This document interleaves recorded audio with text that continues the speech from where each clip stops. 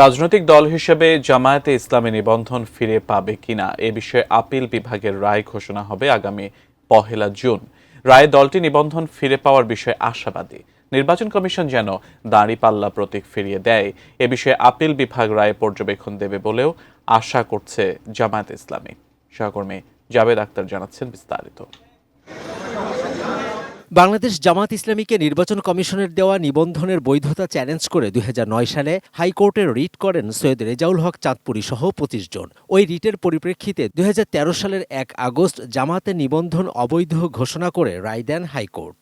জামাত ইসলামী নিবন্ধন বাতিল করে এই রায় স্থগিত চেয়ে জামাত আবেদন করলে তা খারিজ করে দেন আপিল বিভাগের তখনকার চেম্বার বিচারপতি AHM শামসুদ্দিন চৌধুরী। এরপর জামাতের নিবন্ধন বাতিল করে নির্বাচন কমিশন। পরে হাইকোর্টের রায়ের বিরুদ্ধে জামাতের আপিল 2023 সালের 19 নভেম্বর খারিজ করেন আপিল বিভাগ। স্বাস্থ্যকর অল টাইম ফ্যামিলি কেক, সব সময় all time healthy life. 5 August Awami League সরকারের পতনের পর আপিল পুনরুজ্জীবন চেয়ে জামাতের করা আবেদন গত বছরের 22 অক্টোবর মঞ্জুর করেন সর্বোচ্চ আদালত। এরপর 4 দিন শুনানি শেষে বুধবার প্রধান বিচারপতি সৈয়দ রেফাত আহমেদের নেতৃত্বাধীন 4 সদস্যের আপিল বিভাগ রায় ঘোষণার জন্য আগামী 1 জুন দিন ধার্য করে আদেশ দেন।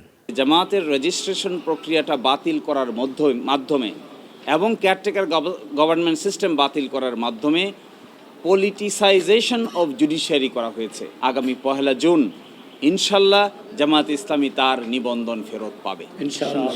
কোনো রাজনৈতিক দল বা প্রার্থীকে প্রতীক হিসেবে দাঁড়িপাল্লা বরাদ্দ না দিতে প্রয়োজনীয় ব্যবস্থা নিতে 2016 সালের ডিসেম্বরে নির্বাচন কমিশনকে চিঠি দেয় সুপ্রিম কোর্ট প্রশাসন।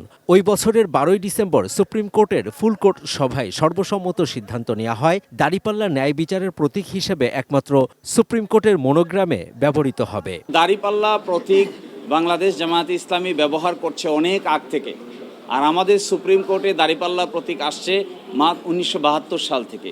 জামাত ইসলামীর সাথে দাঁড়িপাল্লা প্রতীক ওতপ্রোতভাবে জড়িত। মানুষ শুধু রাজনৈতিক দল দেখে না, সাথে সাথে রাজনৈতিক সিম্বলটাও দেখে। ইলেকশন কমিশন যেন আমাদেরকে দাঁড়িপাল্লা প্রতীকটি বরাদ্দ করে এই মর্মে উচ্চ আদালত থেকে আমরা অবজারভেশন চাই। লিখিত আকারে আমরা অবজারভেশন চেয়েছি।